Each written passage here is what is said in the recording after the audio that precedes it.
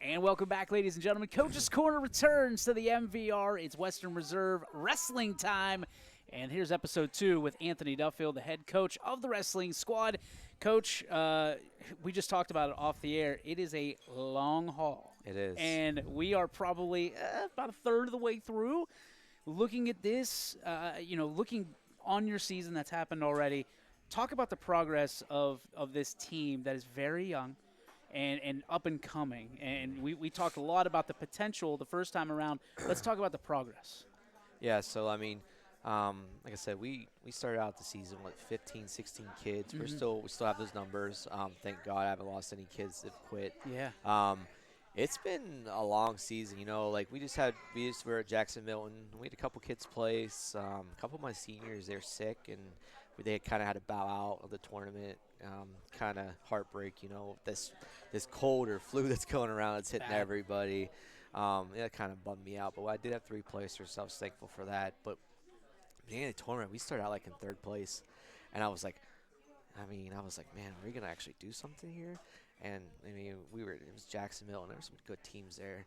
Salem was there, Girard, and well-established programs. And I'm like, okay, maybe we're gonna do something. And all of a sudden, we start getting caught. I'm like, oh, but no, we're doing pretty well. Yeah. I mean, my kids are, they seem like they're still learning, asking questions. Most of them are still engaged. My seniors are getting a little bit of senioritis, which is kind of expected. Yep. But you start in November-ish and you go all the way to early March. That's a long season. It's very long. And you look at that, I mean, the winter seasons are long already. Absolutely. Right? And there's holidays mixed in there, and it's hard to maintain focus for coaches. I can't imagine what it is for 14, 15, 16, 17, 18-year-olds, I know, right? So for you, how do you kind of keep them locked in? I said at the beginning of the year our focus was sectionals and districts. Everything was working up to that. And that's kind of where my focus has been. I've been kind of focusing more on, sectionals and districts, that type of thing.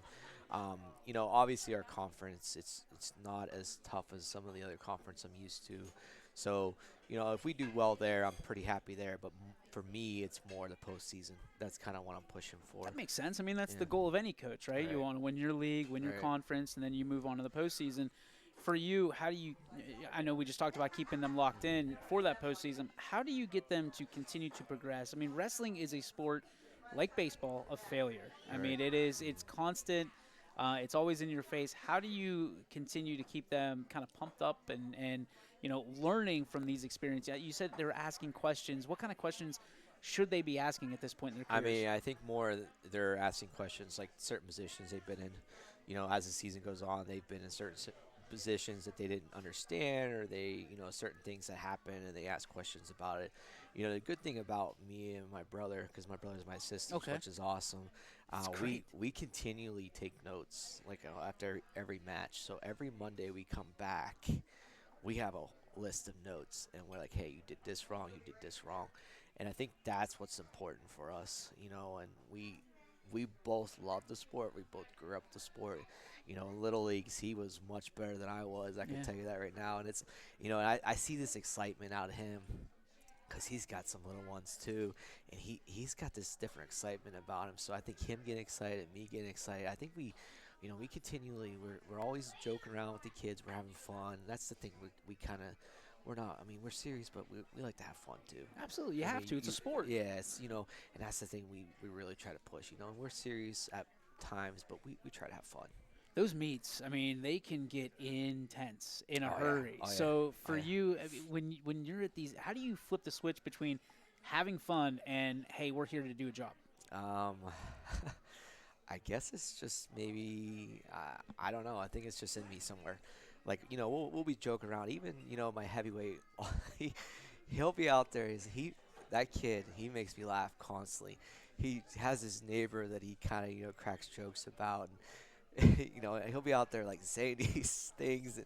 And he's laughing. And I'm like, all right, Alton, get serious now. So he'll get serious. But then he'll, kind of crack a joke. And it's – I think at the end of the day, they're kids. Yeah. You can't expect – you can only expect so much out of them. Let's be honest. The thing that we bring here at Western Reserve is, it's such a young program. It's second year, like I said. we're about having fun, and we're about trying to get these kids to grow. Yeah. Not just on the mat, but off the mat, and that's kind of our focus. I mean, as it should be. Right. So when you look at the weeks to come, the month and a Right. half to come, what things are you doing different? I mean, how do you kind of ratchet it up a notch without losing your team, so to speak? Like right now, we've been focusing a lot on drilling. Yeah. On drilling with certain situations, situational wrestling, I call it. Excuse me, like where you kind of get them in certain positions, and in a high crotch position, like, hey, maybe we can finish this high crotch a little differently.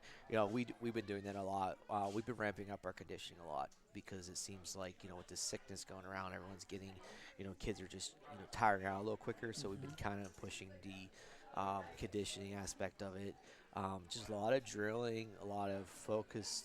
Like when I'm one of those coaches, like I said, I like to go around. I'm more hands-on, and we both are constantly drilling with these kids, and we're constantly showing them like what they're doing wrong. And I think that's kind of where maybe it might put us aside. I mean, I don't know. I think a lot of coaches, let's be honest. I mean, this sport's hard. Yeah. It's not easy at all. No. And for us to even coach it, sometimes it's challenging because you feel for these kids when they lose. You really do. Yep.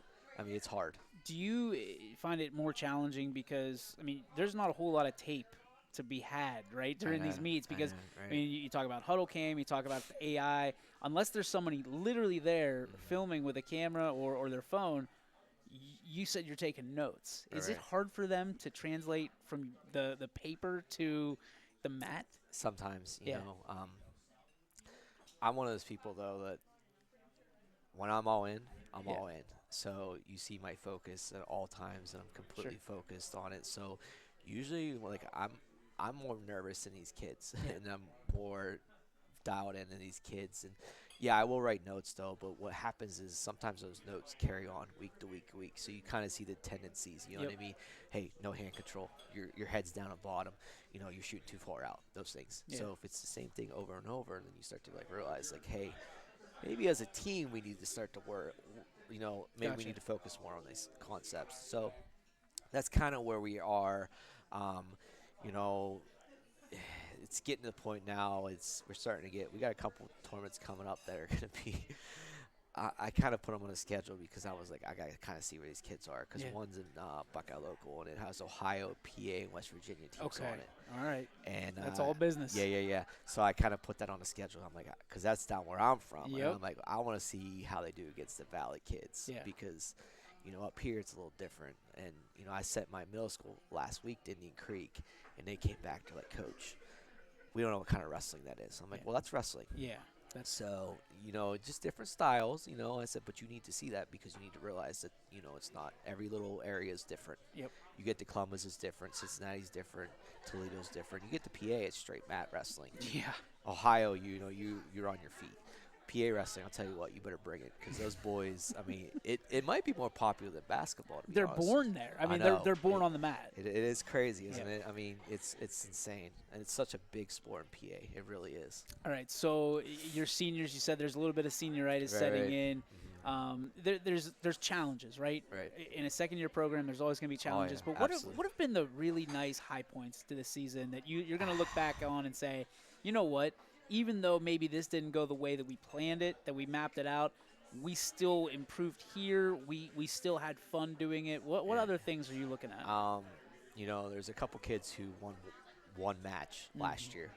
One kid specifically, very, very smart kid. We're talking like a 4.5 GPA. Oh, wow. Yeah, he's probably going to be an engineer. His dad's an engineer. Incredible. He's placed at a tournament already. Yeah. And incredible. For him to see, that growth. One of the kids you'll see tonight, Murphy Wills, he's grown tremendously. He's only a sophomore. He's definitely growing. My sophomore class is definitely taking ownership because there's like 8 of them. They're starting to take over. You can see it now because they know the seniors are gone. I don't have any juniors. Yep. So that sophomore class is starting to take more ownership at practice. They're starting to push these guys a little bit more and starting to see that. So seeing that kind of makes me feel good because they're starting to see like, hey, and they know where they can be. And like these guys, there's no secret to it. With wrestling, what you put in is what you get out of it. Yeah, let's be honest. Incredible, Coach. Best of luck to you. Thanks again for taking time for us. And we will be right back right here on the Western Reserve Show, live from the MVR.